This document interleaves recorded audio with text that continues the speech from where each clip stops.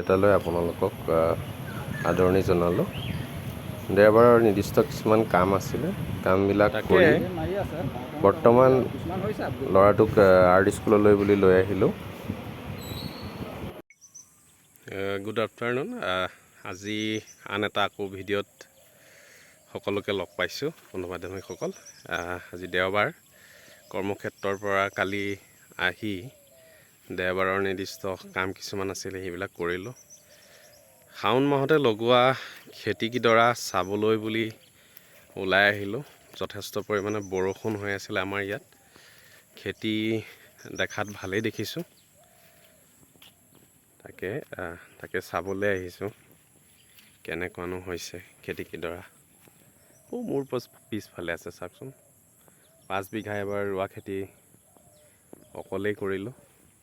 অলপ কষ্ট হৈছে, তথাপিতো ককা দেউতাৰ দিনৰ পৰা কৰা খেতি কৰিবতো লাগিবই।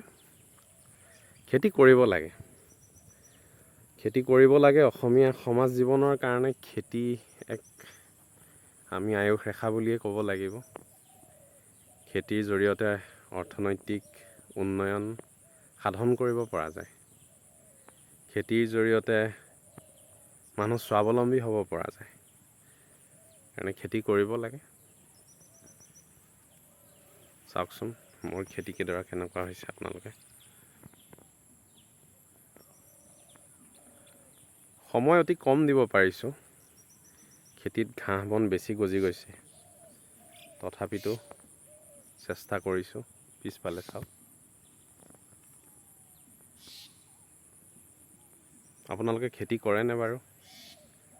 কৰে, সকলোৱে কৰে, তথাপিতো সুধিছোঁ আৰু।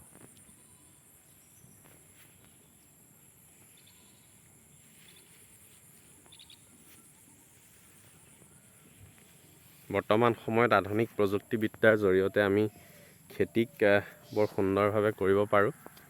খেতিক বিভিন্ন ধৰণৰ খেতি কৰিব পৰা যায়। মাহজাতীয় শস্যৰ পৰা আৰম্ভ কৰি শালি ধানৰ খেতি, বাও ধানৰ খেতি, ফল মূল জাতীয় গছৰ খেতি, আৰু তাৰ বাণিজ্যিক মূল্য আজিকালি যথেষ্ট বেছি হয়।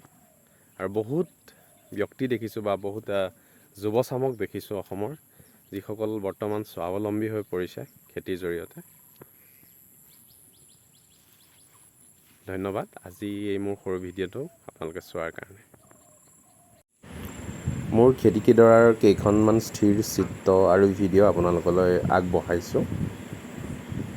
ভিডিঅ'টো অলপ দীঘল হৈছে, তথাপিতো মনৰ ভাৱ কিছুমান আপোনালোকক মোৰ আগবঢ়ালোঁ। ভাটিবেলা ল'ৰাটোকে আৰু পৰিয়ালকে উলিয়াই অকণমান লৈ গ'লোঁ বাহিৰলৈ। শিক্ষা ক্ষেত্ৰত অহৰহ ব্যস্ত হৈ থকাৰ ফলত তেওঁলোকক সময় দিব পৰা নাযায়। দেওবাৰ বুলি তেওঁলোকক অলপ উলিয়াই লৈ যোৱা হ'ল বাহিৰলৈ।